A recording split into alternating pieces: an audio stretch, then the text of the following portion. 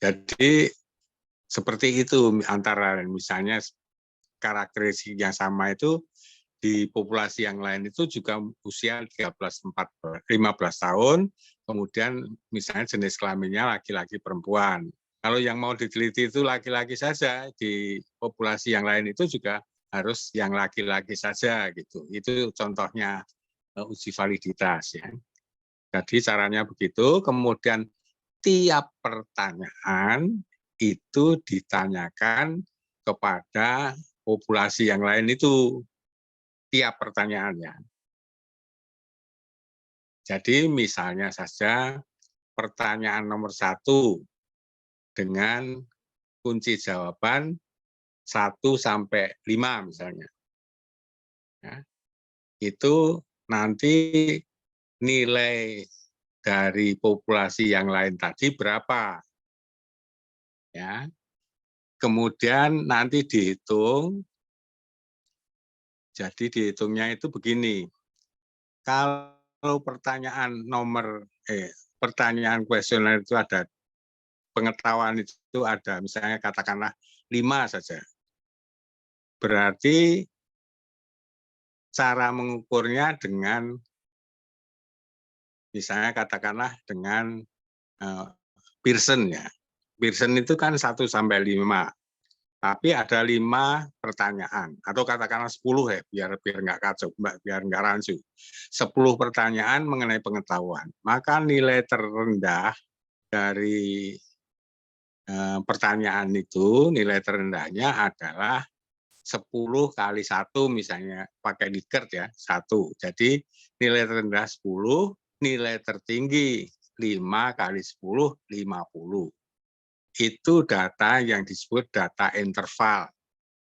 Jadi cara mengukurnya pakai Likert, hasil ukurnya tergantung jumlah pertanyaan dari, katakanlah pengetahuan. Pengetahuan itu pertanyaan ada 5. Maka nilai terendah 5, nilai tertinggi 25 gitu ya. Itu hasil ukurnya, namanya hasil ukurnya seperti itu. Jangan rancu. Yang banyak rancu itu hasil ukurnya itu dengan skala Likert. Nah, itu salah ya. Jadi artinya skala Likert itu cara mengukurnya pakai skala Likert, hasil ukurnya bergantung pada jumlah pertanyaannya. Kalau pengetahuan 5 ya 5 kali 1 rendah, tertingginya 5 kali 5 25 ya. Itu.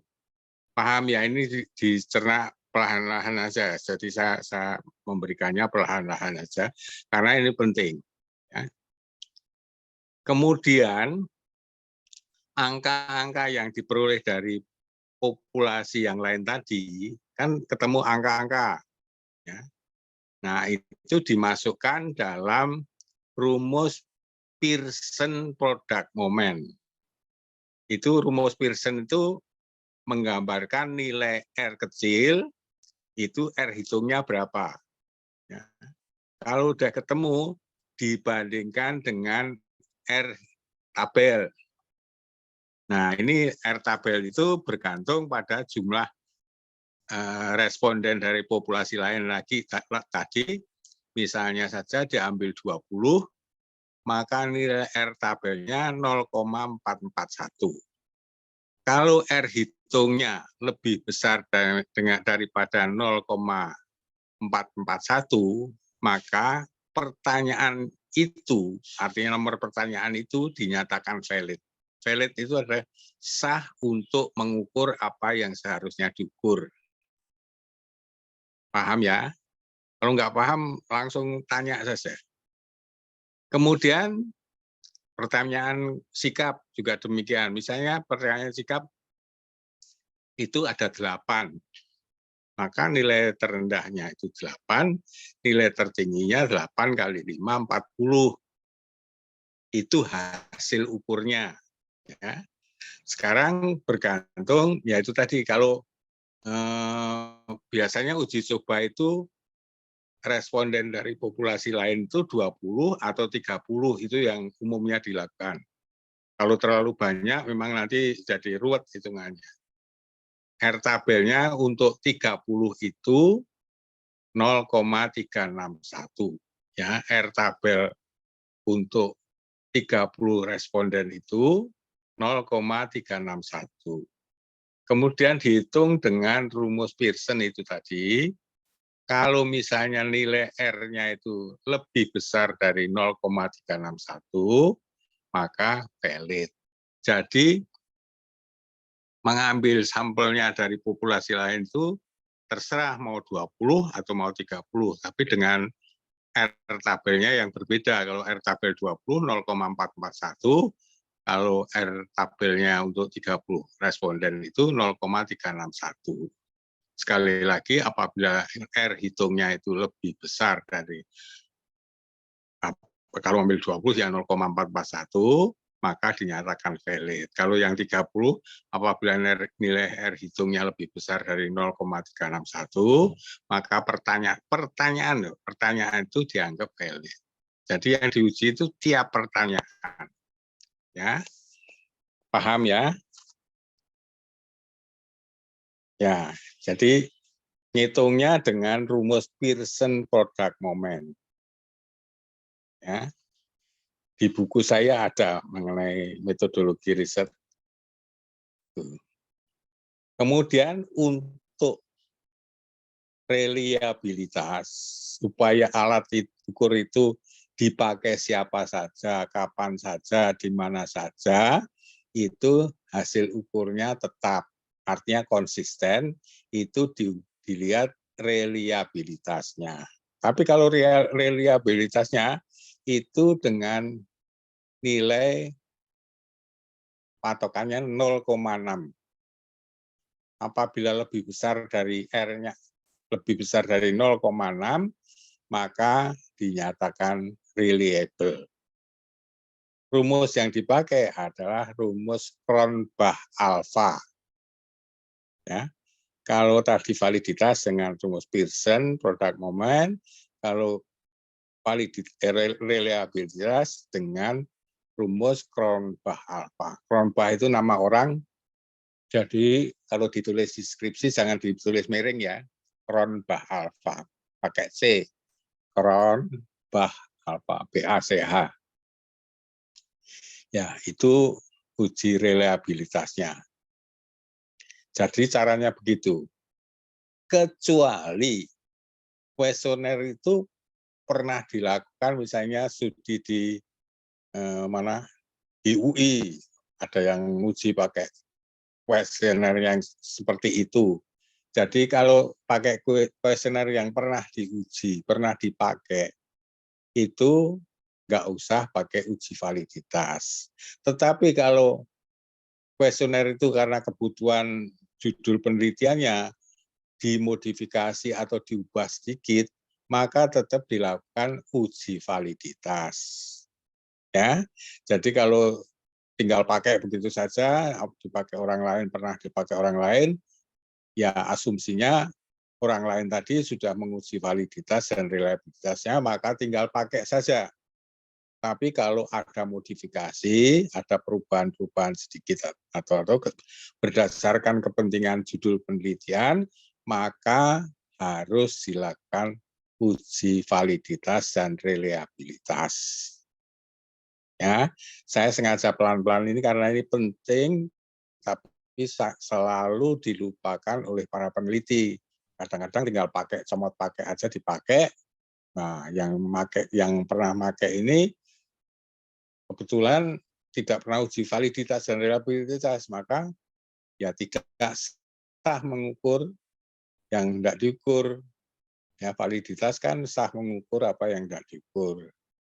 Ya, itu. Kemarin pekerjaan rumah yang kemarin itu rata-rata ya kurang sedikitnya itu seperti pertanyaan ya tidak, tapi tidak diteruskan, atau diteruskan tapi tidak diberi penjelasan. Apabila ya diteruskan nomor sekian sampai sekian, itu ada keterangan begitu, maka yang jawab ya harus diteruskan. Sehingga respondennya itu paham, oh kalau saya jawab ya maka diteruskan nomor berikutnya, ya itu. Ada pertanyaan enggak? Kalau masih bingung, tanya saja, nggak apa-apa.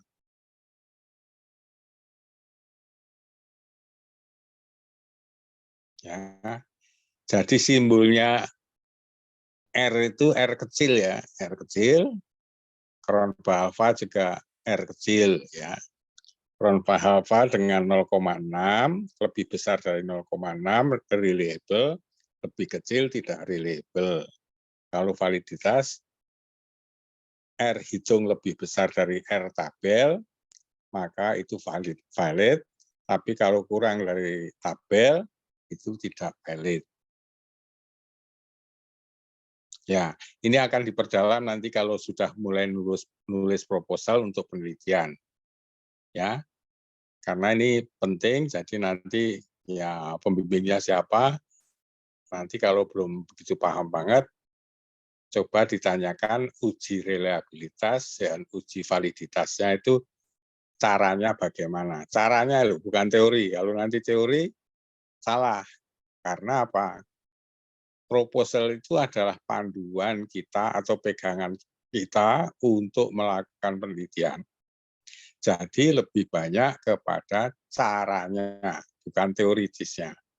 Kalau teoritisnya nanti pada pelaksanaan bingung lagi, ya. Jadi caranya itu yang paling pokok, ya. Ada yang belum paham? Silahkan bertanya.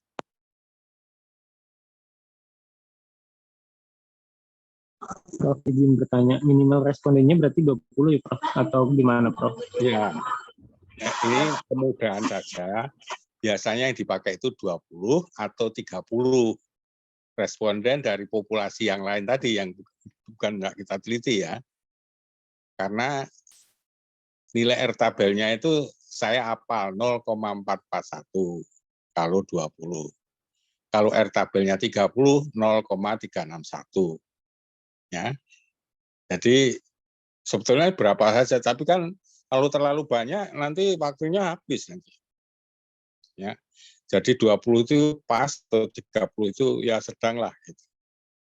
Jangan terlalu banyak, nanti analisisnya lama nanti. Atau pelaksanaan uji cobanya itu jadi lama nanti. Ya. Udah paham, Mas? Baik, Prof. Terima kasih. Ya. Wah, ini masalahnya tidak offline sih. Kalau offline saya ajarin hitung-hitungannya juga gitu. Tapi nanti sama pembimbing ditanyakan aja itu. Ya. Ada lagi yang mau tanya? Izin Prof, kalau Ya. R-tabel itu dari hasil perhitungan atau ada tabel yang sudah tersedia, Prof? Tabelnya itu ada tabel tetap, yaitu tabel namanya tabel Pearson ya. R tabel Pearson. Itu di Ada buku. Di Google ada, Prof ya? Ya, harusnya ada. Atau kalau enggak pakai bukunya itu apa namanya? Adequacy of sample size bukunya itu. Ya, dari Lemeso. Adequacy of sample size dari Lemeso. Itu ada tabelnya. Di belakang itu ada tabel-tabel. Ya, cari yang tabel R dan Pearson dan R dari Cronbach Alpha itu ada di belakang. R. Saya Wilson ya? Kenapa, Mbak? Tabel R. Wilson ya, Prof? Iya, dari Lemeso itu ada di bagian belakang, itu isinya tabel-tabel, cari aja tabel Pearson Product Moment dan tabel dari dari Cronbach Alpha. Ya. Bukunya namanya Lemeso. Yang ngarang itu Lemeso. Itu ya bukan ngarang, tapi kumpulan penulis-penulis yang kontributornya itu Lemeso. Ya. Atau kalau ya itu kalau mau yang hafalan saja udah pakai R yang saya katakan tadi, kalau 20 0,441 tabel, ya. Kemudian untuk 30 tabelnya itu R tabelnya itu 0,361 ya. Karena itu saya sering pakai jadi saya hafal gitu. Kalau mungkin besarannya lebih besar lagi ya saya nggak tahu ya. Atau lebih kecil, kalau lebih kecil itu nanti menyulitkan di dalam perhitungannya nanti. Kalau tabelnya namanya tabel R Wilson ya, Prof. Kok Wilson? Bukan. Tabel apa? Power product moment. Oh, produk moment. Ya, dan R dari Cronbach alpha. Tapi ya itu tadi, kalau mau ngikut saya ya saya hafal banget itu karena saya sering pakai itu kalau kita uji coba 20 nilai R-nya 3, R tabelnya itu 0,441. Kalau pakai 30 itu nilai R-nya 0,361. Itu jelas pasti betul gitu. Kemudian kalau untuk Cronbach alpha itu patokannya itu R 0,6 karena itu istilahnya cukup, lebih tinggi itu lebih baik, lebih lebih sempurna gitu.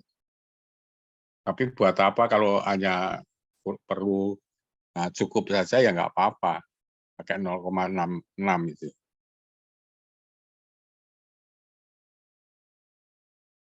Ada lagi?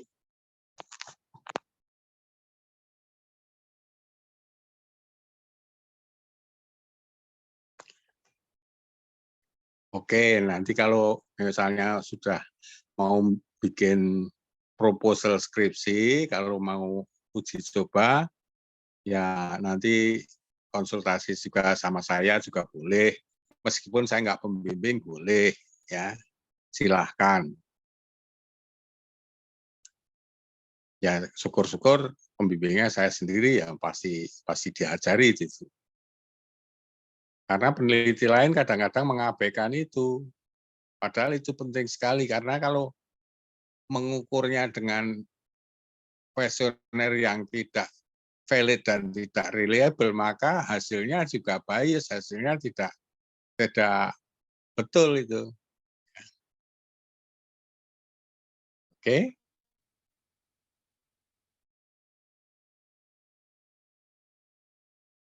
Ada lagi?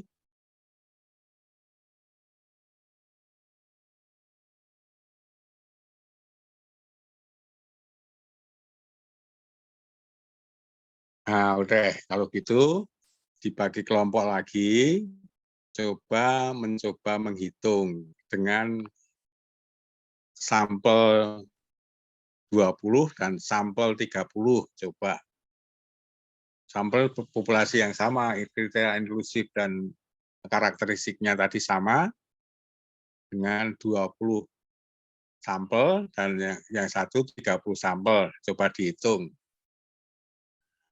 hasil kuesionernya pakai hasil yang ya katakanlah tentatif saja, artinya simulasi saja, ya, angkanya simulasi saja. Tapi dibagi kelompok aja lagi ini. Ini karena agak sulit pakai 3 kelompok. Kelompok 1, kelompok 2, dan kelompok 3 ya Mas ya. Nanti coba dipresentasikan. Nah, kita kasih waktu ya mungkin 3/4 jam ya. Karena ini agak sulit. Silahkan. Sekali lagi dengan R hitung 0,441 untuk 20 sampel dan R hitung 0,361 untuk populasi 30 sampel. Ya. Itu ya Mas Afif. Mas Afif, suara saya terdengar nggak? Ya, Prof. Ya, tolong dikerjakan selama 45 menit ya. Itu bentuknya perhitungan apa presentasi? Enggak, ya simulasi saja. Angkanya simulasi saja. Ada rumusnya, Prof. Ya mestinya pakai rumus, tapi rumusnya itu dianggap aja sudah ketemu hasilnya. Misalnya pertanyaan 1, hasilnya bagaimana, pertanyaan 2 hasilnya gimana, itu disimulasikan saja. Jadi Misalnya sampai ada 20 pertanyaan. pertanyaan, nah, pertanyaan itu misalnya 5. 5. Pertanyaan 1 mungkin valid, pertanyaan 2 tidak valid gitu. Itu disimulasikan saja, Mas. Ya. Sebab nanti kalau yang tidak valid itu ada caranya juga untuk merevisi. Ya. Jadi caranya merevisi nanti dikajarin lagi. Oke? Coba saja dulu. 45 menit ya, Mas ya. Halo? Halo? Mas Ya, Afif, ya Prof. ini masuk semua kan? Ada yang belum ini. Kurang 1 kayaknya. Kurang 2, Prof. Kurang 2, tapi dibagi 3 kelompok kan cukup ya. Ya cukup. Ya, coba dilaksanakan ya, Mas.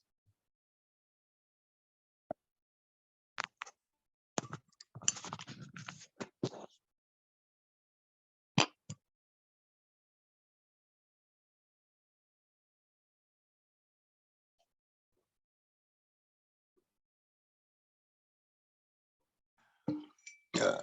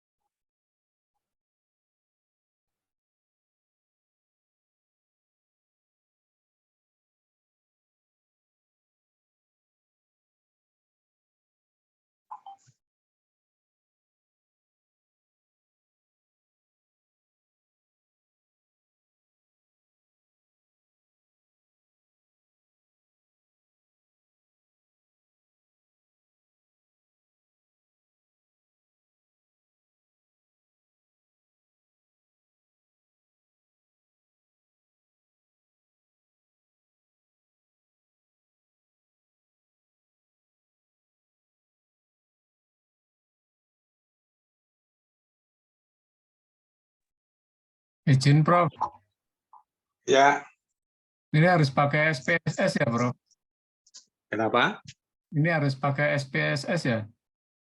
Olah Ya, datanya.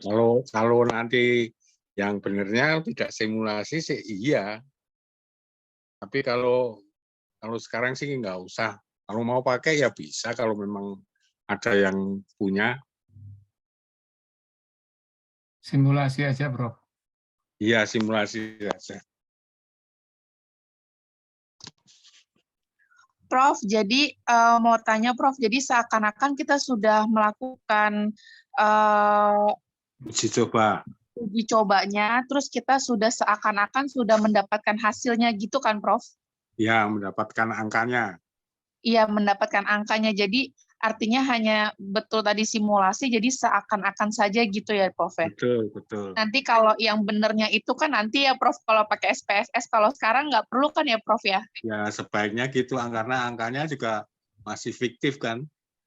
Ya, baik Prof, Ya, makasih. oke. Oh ya Prof, satu lagi, apakah Ya. ini ujinya hanya satu aja validitas? Uji validitas itu tiap Hanya pertanyaan. Tiap setiap pertanyaan. pertanyaan. Ya, Berarti mau ada pengetahuan, ada ya sikap, ada sikap, perilaku gitu ya. ada jangan perilaku lagi, ada Oh, tindakan. Perilaku kan 3 oke. komponen itu. Jadi Oh, siap, siap. jangan sampai rancu nanti. Oh ya, Jadi siap, siap. tindakan ya, Mbak ya. Yap. Jadi ya masing-masing 1 atau 2 boleh.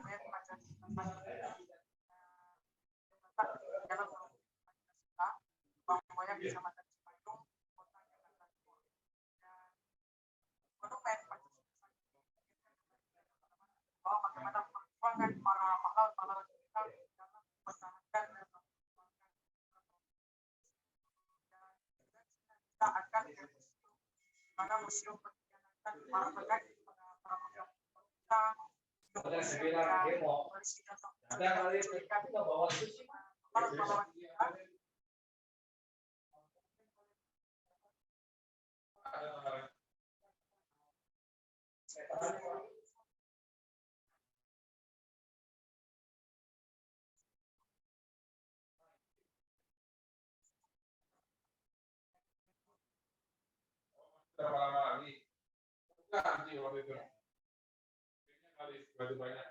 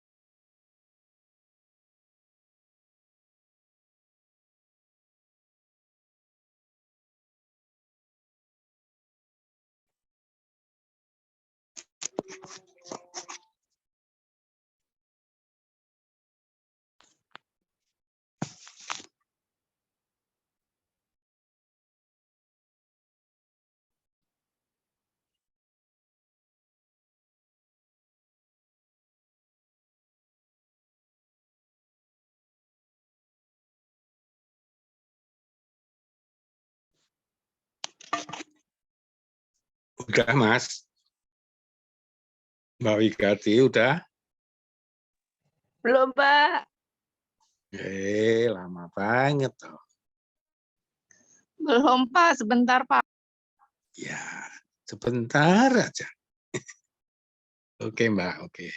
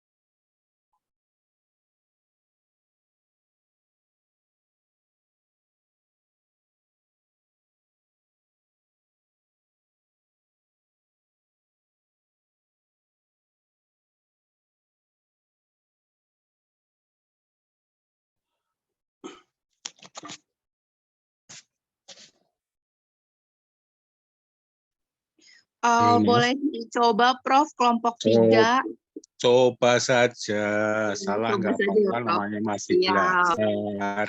siap. Ya, oke.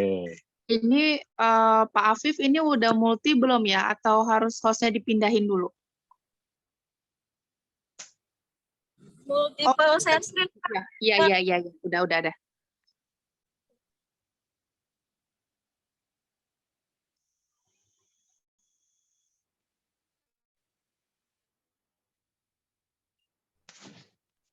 Nah, udah kelihatan.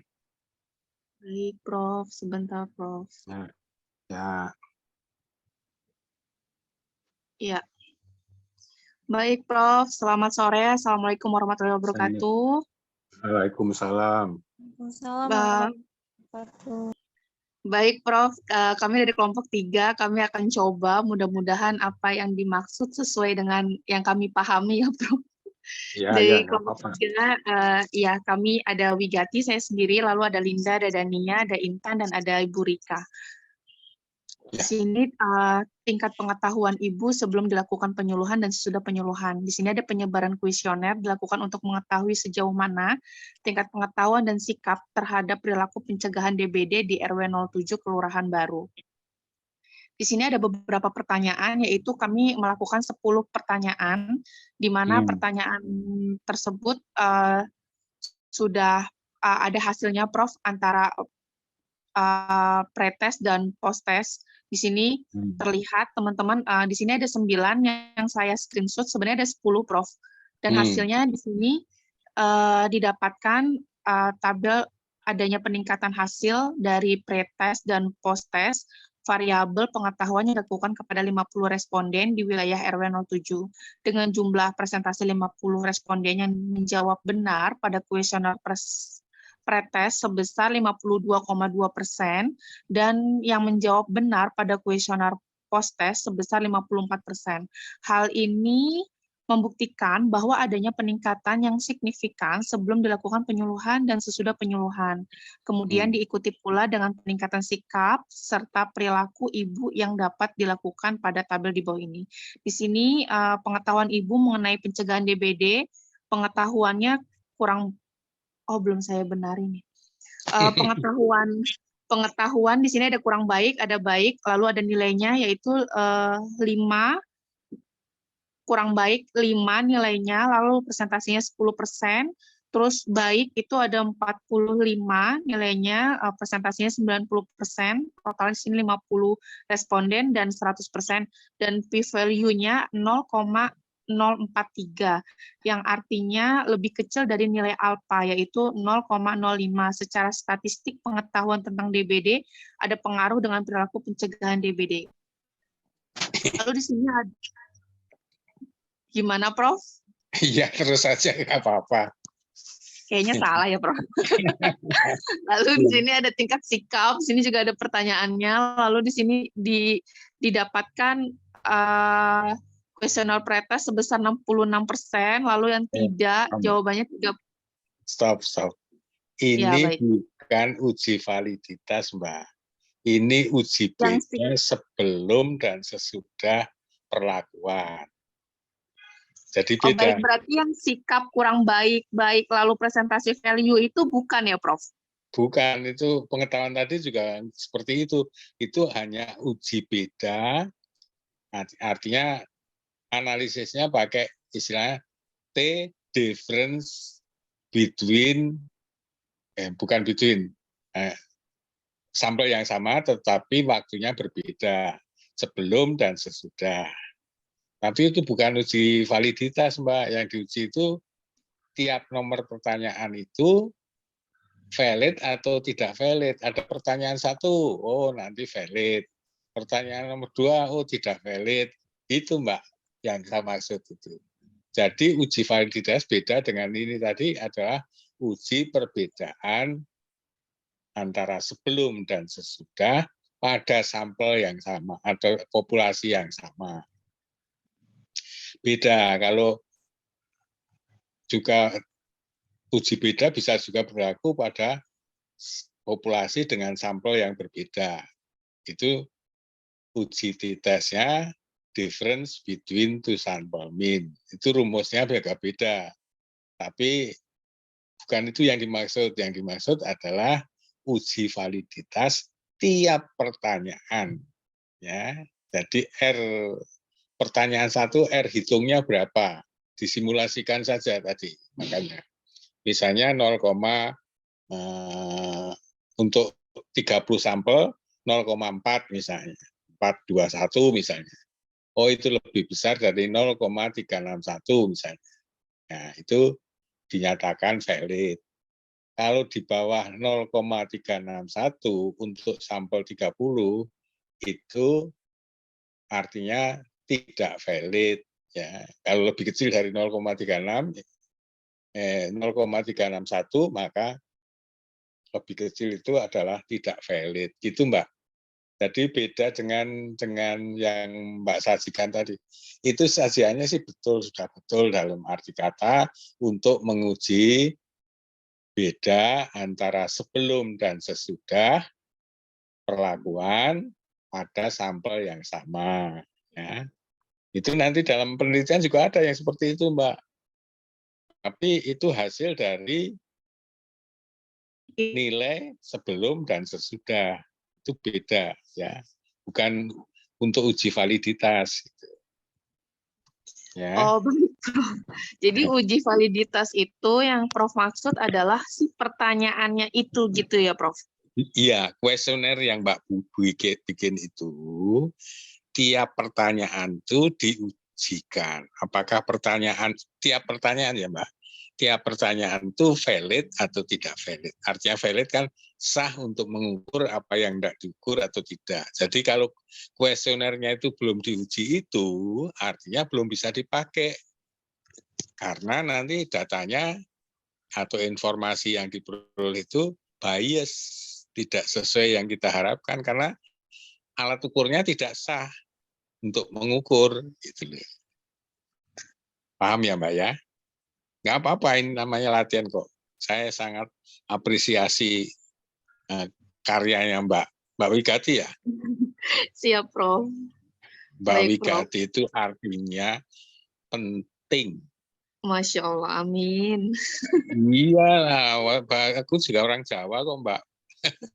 Wigati itu penting, jadi Mbak Wigati itu orang penting. Amin, amin, amin. Masya Allah, makasih, Prof. Rahasia itu, Prof. Artinya rahasia itu, Prof.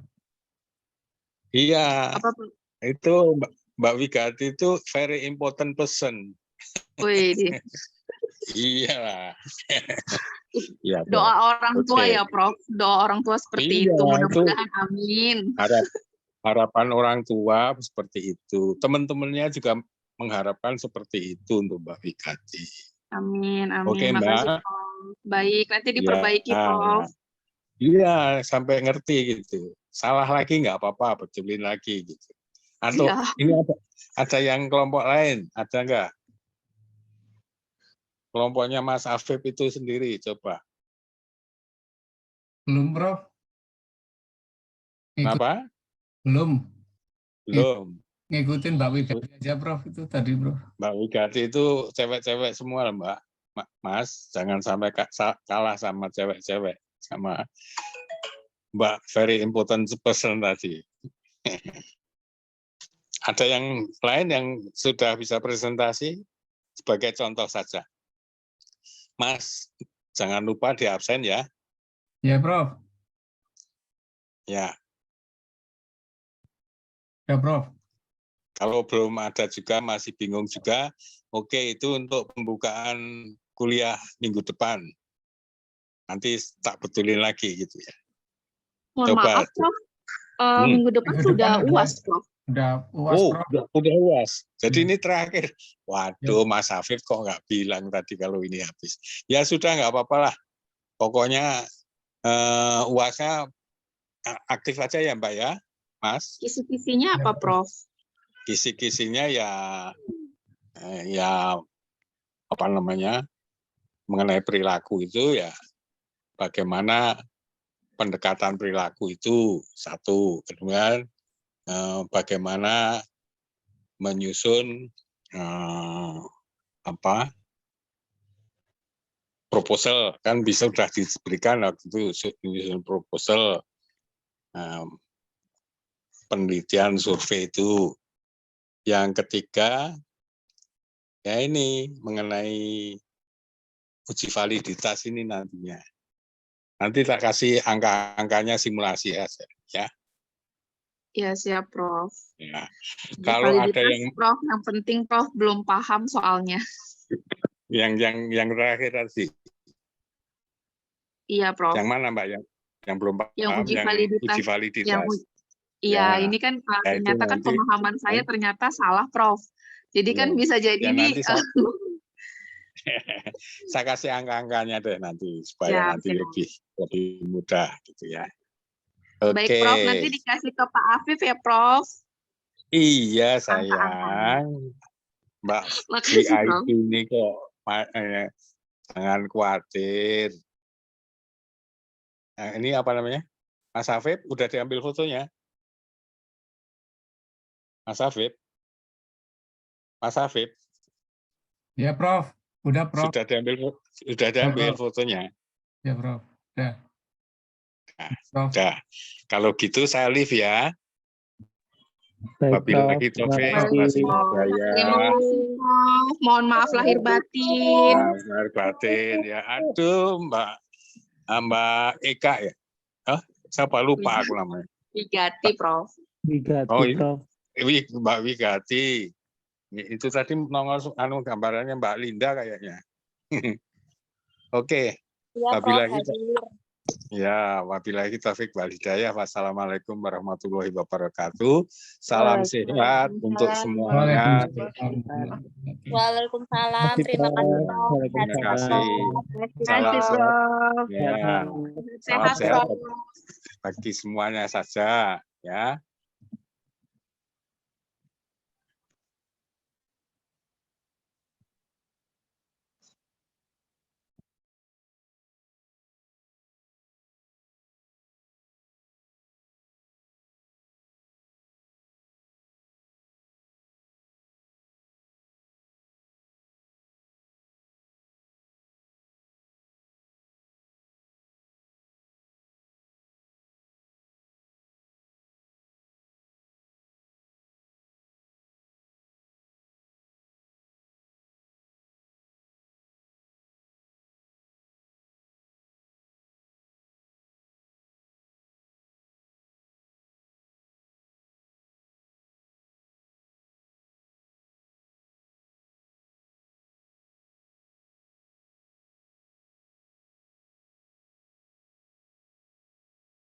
Ya.